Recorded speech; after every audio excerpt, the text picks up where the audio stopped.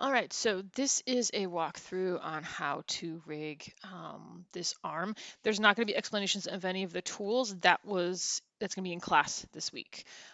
So you'll want to wait till after class to do this assignment. But this is just the walkthrough of the step-by-step of which step to take at each moment. So first up, we have the arm that you guys are going to be rigging, and it's really simply made so that I could be easy to use. But you can see the kind of joint right there, so it would rotate, like that, except from here. And these have already been labeled body, upper arm, forearm, and hand. And the first thing we're going to do actually is you want to create some controls. Well, actually, first we're going to make sure we're on our rigging menu right here, and we can be on the rigging tab if you'd like. But then we need to create controls, and controls are always curves. So you would go to create, NURBS primitive, and then circle. You can also use squares depending on what you would like. And when we make them, we want to make sure we have 4 of them going all the way up, and that we've named them things like wrist, elbow, shoulder, and then root for the main one. So I'm going to skip ahead so you don't watch me name them. And all right, so I made the root joint a little bit different, and then I made the other 3 just plain circles. And I actually named them wrist control, elbow control, shoulder control, root control. I like to call things what they are as well. And we can't really put them into place yet until we have joints. So in order to create joints, we're going to go to one of our orthographic views right here. And we're going to grab our joint tool, which is this one. And we're going to stick them where things need to rotate from, which actually at the top means at the very top. So we're going to go here. Let's see here. There. There. And we do want one at the very bottom.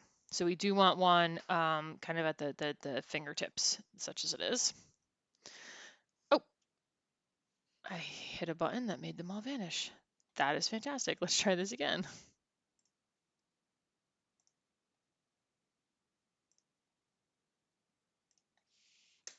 There we go. Hit enter, ends the joint chain. And there's a couple of things that we can do to handle this being a little bit nicer. For example, I can go to any one of these and use the insert key, and if I want to make them a little bit more in line with each other, I can. Oh, for heaven's sake. There we go. Make sure to get out of your insert key. So you either hit insert again or you hit the W key. And the reason I keep messing that up, by the way, is it did not used to automatically, there never used to be this like click here and it moves situation. That's a relatively new feature, and it's one that my muscle memory is not trained for yet. So in my head, you can just click on a joint and like a new joint and get out of that tool, which is not, frankly, the best.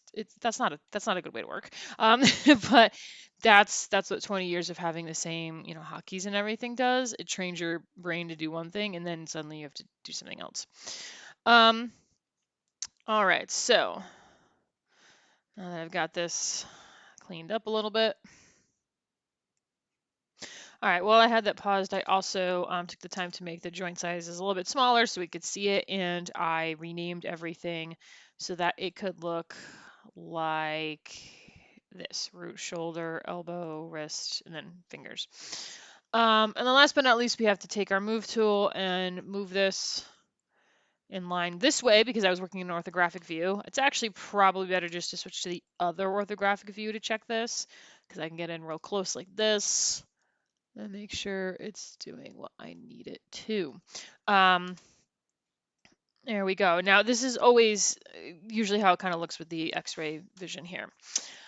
Next up, we need to put these centered on this. So one of the things I can do to facilitate that is to, well, not this, show polygons, get rid of those for a moment. And I can go to, let's see, if I There we go.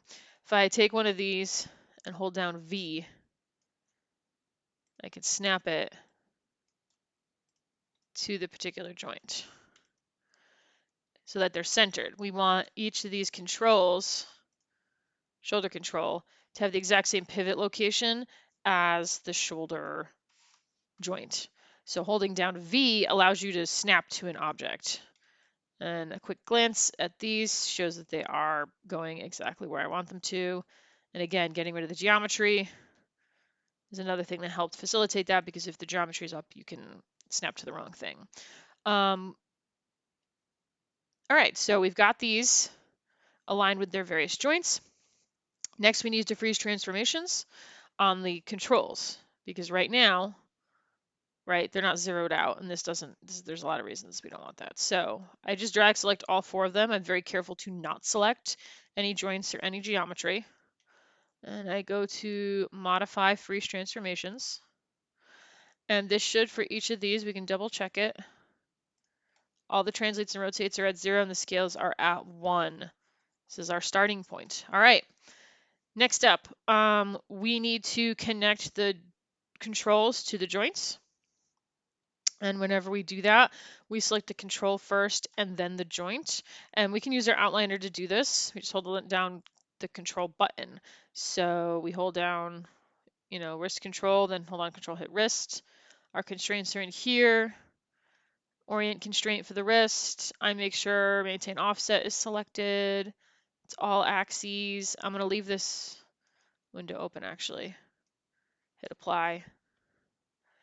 And I can test it. I can, go to this, make sure that when I rotate things, that rotates, but if I go to move this, nothing happens. And I go up the line like that. So elbow control, elbow joint, orient constraint, shoulder control, nope, oh, wrong button, shoulder joint, orient constraint. The last one, oh, whoops, there we go. Yes, good. This last one, root control, root joint, is going to be a parent constraint instead of an orient constraint. Maintain offset, checking my settings, I hit add. And again, we can test things, make sure they work. The controls will not follow yet. And also, that is going to happen at first. So when you first do this, you're like, why aren't these moving? It's because they're constrained to those right now. Fear not. Next up, we need to make this control hierarchy look like the joint hierarchy. That's going to get things to swing around the way you want. So I'm just going to middle mouse drag the shoulder control over the root control. And when I do that, see how this now follows, because this control follows. In elbow control, middle mouse drag it over shoulder. Wrist control, middle mouse drag over elbow. And so we've got the exact same hierarchy here that we do over the joint. There is an extra joint at the end, but this should look the way we need it to. And indeed. All right. And now we need to connect the geometry to this. So this, let's see here. We're going to parent it just directly to the various joints. So the body is going to get parented to the root. The hand, let's see, the upper arm, there we go, to the shoulder. And again, we can test this. Those 2 things move. The bigger thing is to test the orient. There we go. Well, actually, technically it goes this way. There it is.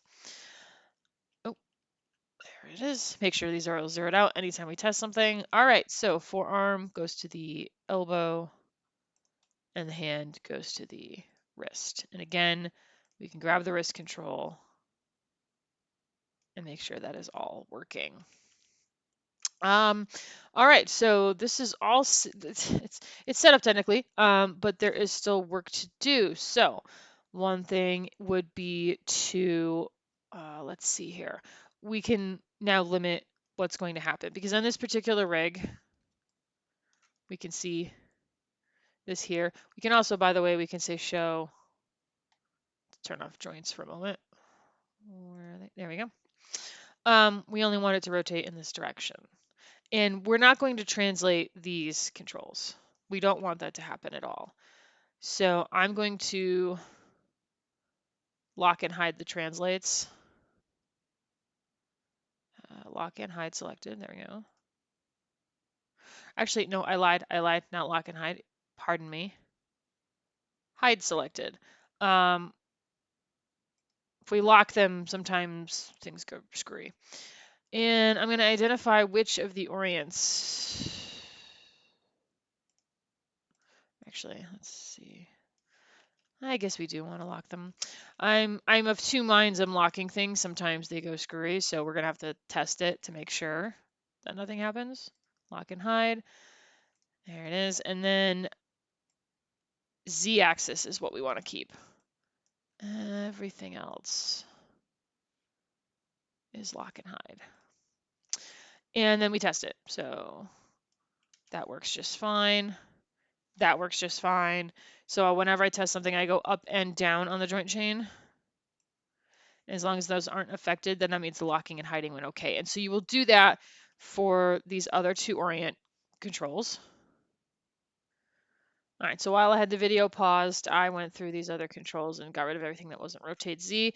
Now for this one, obviously we need the translates and potentially the rotates, because this is like the whole thing. But I would get rid of scale and visibility. I do not need those. Right, so we're gonna, yeah, you might want to keep it spinning, and it can rotate in all these different directions. Now, one last thing that I would want to do is create a global control. So NURBS primitive,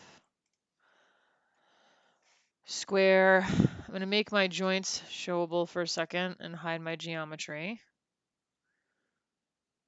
Poly, there we go. And in order to put this, you can put this on the ground or you can put it up at the top, whichever you prefer. It is meant to be a global control. Oh, I forgot squares did this. No. Icky. We're going to delete that.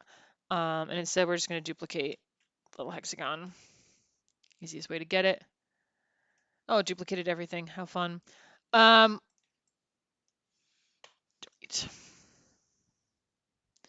We can call this global control. We need / want a control that moves everything and connects all these things together, but is mostly just for like moving the rig. So if I want this on the ground, I can also make it a little bit bigger if I want. No, as long as never mind. I'd have to unlock the scale. So I'm going to put this on the ground. One way to do this is actually connect it to here and then just lower it so like it's centered, but it's not on the joint anymore. There we go. All right, so let's see. We've called it global control. This is for not animating. This is just for, moving it around, orienting it. So fun little example of how things can go wrong. I was testing some things out and accidentally got rid of, basically this got rid of the, it disconnected the materials, which can, I've seen this happen before. It's there, it's not there, something's going wrong. So for right now, I'm just going to leave it. I will have a separate video over what to do about this because it's not uncommon. But for right now, to connect the global control, we just middle mouse drag this to here. Oh, they all came back. Great. And we also middle mouse drag the root control to the global. So the global has both the joint chains and everything, and also has the control chains, and should be able to move all of this. And theoretically scale things as well if you were trying to scale stuff, but you would want to make sure that those were all combined. So, and I should mention that the error happened when I undid. So it's like something got parented under the global control, but then vanished, like unconnected when I took it out. But I'll have another video that goes over things to do when you see the bright green material, because that can happen sometimes.